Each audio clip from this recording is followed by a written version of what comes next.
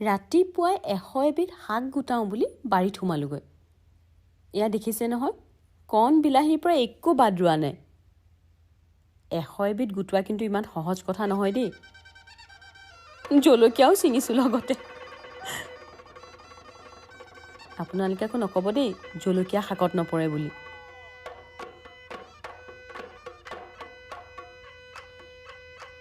লাও ৰাগ আৰু যিমান যি মচন্দৰী মানিমুনি চব লৈছোঁ। এটা গছৰ নেমু, গোন্ধটো বৰ ভাল লাগে ন। তলত দেখিছেনে পৰুৱাৰ শাৰী? সৰুতে যে এনেকুৱা পৰুৱাৰ শাৰী দেখিলে কেতিয়াও নাভাঙো, বিয়া নহ'ব বুলি।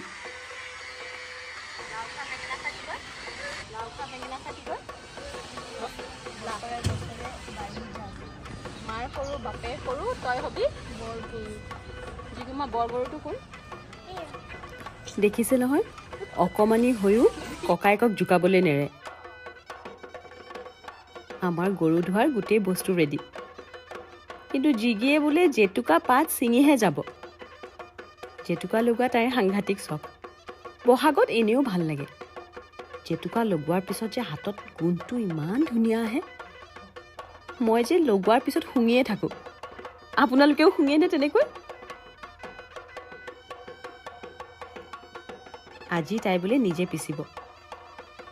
সিহঁতে যিবোৰ কাম জেদ কৰে কৰোঁ বুলি কৰিবলৈ এৰি দিওঁ। আগ্ৰহো থাকে আৰু লগতে লাহে লাহে কামটো পৰা হৈ যায়। আমাৰ পটাগুটিটো বৰ ওজন, তথাপিও তাই কিন্তু যিমান পাৰে চেষ্টা কৰিছে। শেষৰখিনি ময়ে পিচি দিলোঁ।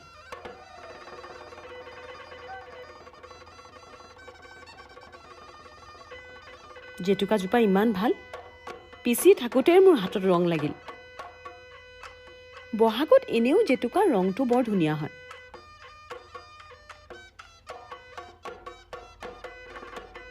সহায় কৰিছে দেখিছে নাই, পিচাখিনি ওপৰতে আকৌ মিহলাইছে। তথাপিও কেতিয়াও সিহঁতক এই নকৰিবা নালাগে বুলি নকওঁ। কিবা দুখ লাগে মনটো তেনেকৈ ক'বলৈ, আৰু সিহঁতৰো উৎসাহবোৰ নোহোৱা হৈ যায় কাম কৰিবলৈ। তাইক লগাওঁতে লগাওঁতে মোৰেই গোটেই হাতখন ৰঙা হ'ল।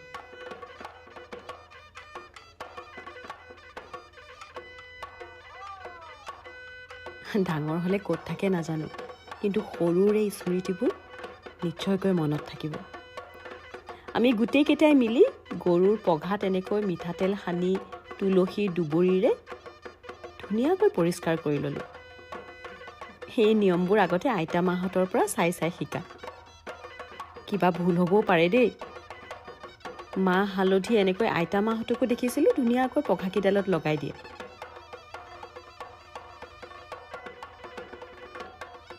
বেজেৰাটোৱে খাবলৈহে আহিছে।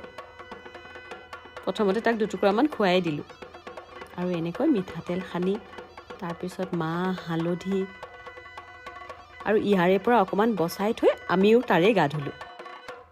গৰু এটা ঘৰখনত থাকিলে কিন্তু বৰ ভাল লাগে। আমাৰ কেইবাজনীও আছে।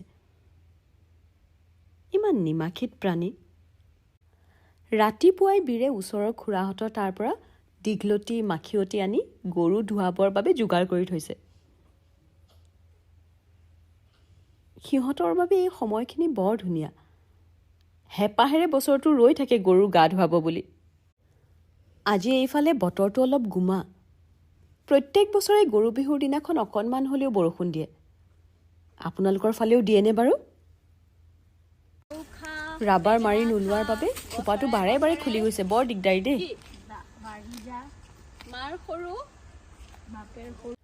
গৰুৰ গা ধুৱাই উঠিয়ে বীৰে ওচৰৰে ককায়েক দুজনক মাতি পঠিয়াইছিল। সি বোলে এইবাৰ ঢোল টকা আৰু পেঁপা শিকিব। তাৰ আগ্ৰহটো দেখিয়ে মৰম লাগি গ'ল। সি কিমান ডাঙৰ ঢুলীয়া হয় বা পেঁপুৱা হয় সেইটো মোৰ বাবে ডাঙৰ কথা নহয়। সি নিজৰ শিপাডাল চিনি পাওক, নিজৰ মাটিৰ গোন্ধটো চিনি পাওক, সেইখিনিয়ে মোৰ বাবে যথেষ্ট।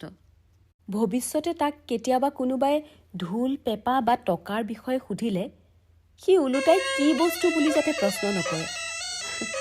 মাক হিচাপে সেইখিনিয়ে মই কামনা কৰোঁ। আৰু এয়া মই বাহিৰতে চৌকা বনাই লৈ 100 এবিধ শাকৰ ভাজি বনালোঁ। শাক বুলি কওঁতে বাৰীত থকা আলুলৈকে দিছোঁ। 100 এবিধ নহয়হে নহয়। চৌকাত আকৌ আমি সদায় নাৰান্ধো দেই। মানে বিহু বুলি ক'লে কেতিয়াবা জুইত ৰান্ধি খাব মন যায়। আগৰ পৰা সকলোৱে কয় বোলে জুইত ৰন্ধাৰ সোৱাদেই বেলেগ। এয়া বাইদেউহঁত লৈ আহিলেই নহয় চাহ আৰু এইটো পাপৰেই কম নে পিঠাই কম, কলপাত আৰু চাউলৰ বিৰাট ধুনীয়া এটা পিঠা বুলিয়ে কৈছোঁ।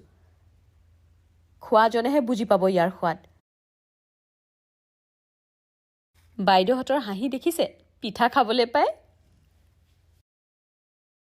ককায়েকক দেখি জিগিয়েও এতিয়া বোলে গগনা শিকে।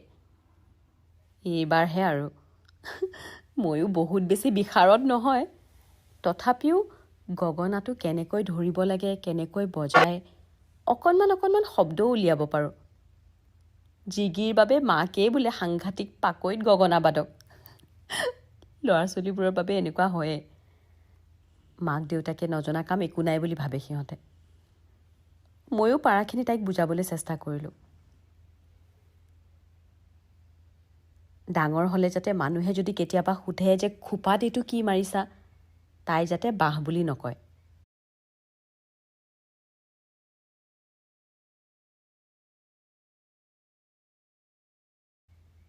আৰু এয়া আবেলি জাকৰ বাবে প্ৰস্তুতি।